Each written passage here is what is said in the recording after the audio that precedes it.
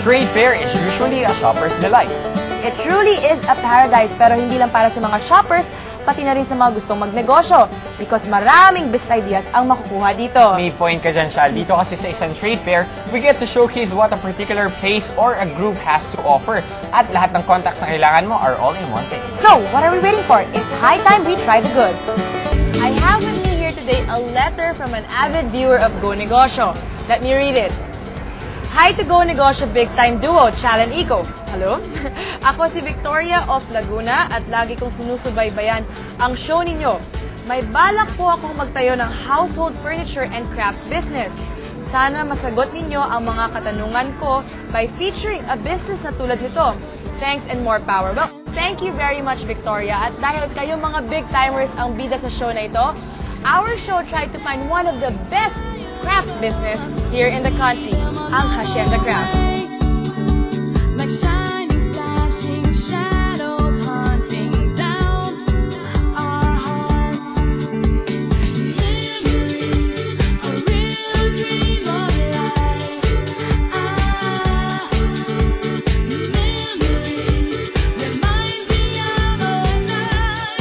To our letter sender, Victoria, we told you we'd find the best, and that's what I have actually here, because next to me is Miss Ina Gaston. She's the Managing Director for Hacienda Crafts. Right. Thank you very much for having us here. You're very welcome. Okay, so Miss Ina, how did Hacienda Crafts start? Okay, so we started as making nightgowns, making t-shirts. It's pretty different from crafts. Very different from crafts. My passion, I think, is really in crafts. Okay, our letter sender would also want to know, once you've started this, where do you actually get the supplies?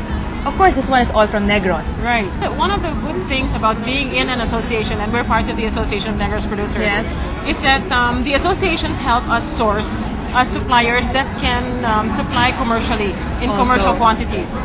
So aside from on our own, we build suppliers, or we support our suppliers who pick throughout, let's say, the province. We also have institutional suppliers which are cultivated, let's say, by the Department of Trade and Industry. What about marketing for crafts? How should one person do it? We export all around the world, and we decided since the beginning to be an exporter. So if you're doing crafts for your local market or for your immediate market, you have to decide who you're going to sell to, your target market, and then you pattern your marketing efforts towards them. So for example, for an exporter like you, did you have to join a lot of trade fairs abroad first, or you had to look really through contacts? Let's say we started with all the traditional ways, exactly that. Trade fairs, we joined bazaars, we joined, we also, the association also has a showroom in Bacolod. It's called the Negros showroom, where our association exhibits, and we have that's a yearly. I mean, it's an ongoing showroom. And all of our startups and all of our members are welcome to sell through our showroom.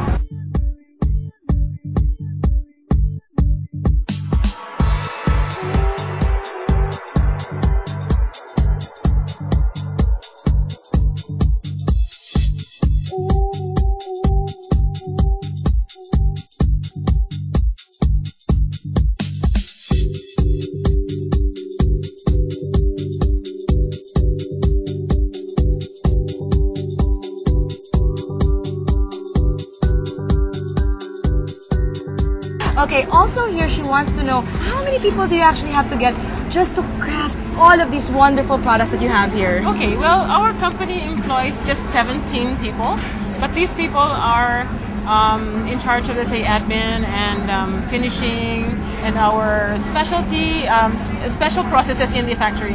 Otherwise, we are considered a community-based manufacturer, and we get people from the community are let's say we develop the communities to subcontract for us. So we're up to, let's say, 300 people. So how do you actually know how much to price a certain product? Okay, we're actually learning new ways. We have to be extremely creative now, especially with the challenges to our industry.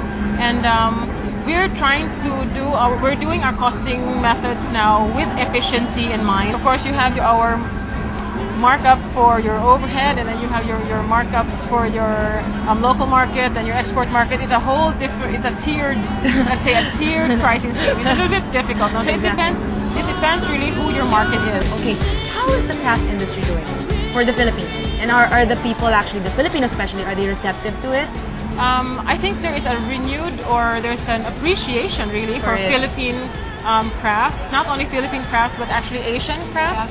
Anything that has to do with culture and environmentalism and all of these things. Gives it more value, actually. Gives it more value, exactly. So it is a wonderful place to start, no? And it's a nice way for people to say, I mean, I can do something. The important really thing is know your market so that you're making the right thing, so that people actually will buy it. No, you will find that. Maybe I could get just a little bit personal. When you started doing crafts, what were actually what was your first craft ever? Like whatever product.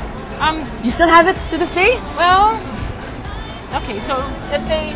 Okay, here. These ones are the coconut twig trays. These are twigs. It's a little bit different in style, but this is very similar to the original product that we made. But you used to make as a hobby lang from start. Yes, we designed actually for commercial purposes. And then eventually, right, it grew. So this is just a basic woven. So we made a frame and a basic weave on it.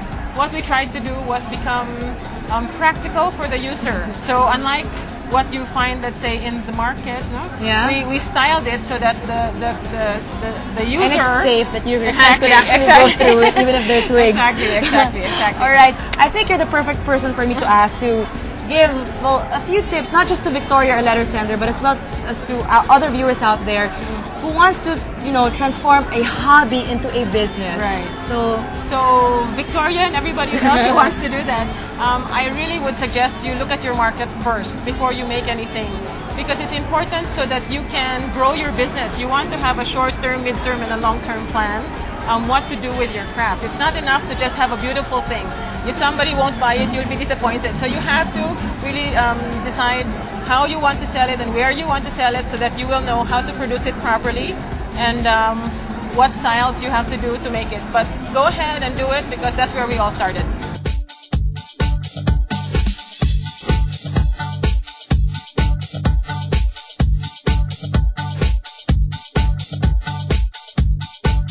Okay, so Hacienda Crafts shows locally just in the Negros showroom, but we do have a website, so that's www.haciendacrafts.com. You can contact myself through the website, or our office will be glad. We will all be glad to service your needs. there you have it, tips and a little bit of wisdom for all you viewers out there from the Big Time herself. Thank you very much, Thank you Ms. very Nina. much. More power. Thank you. Thank you. Ayan, Victoria, sana nasagot namin ang lahat ng katanungan mo and sana maging successful din ang crafts business mo. Shopping for business ideas? Sa isang trade fair, magpunta. And while you're at it, why not pick up on those calling cards? And why not give some of your own? Widening your business network ang tawag dyan. Learn more about how to start your own business When Go Negosyo Big Time returns.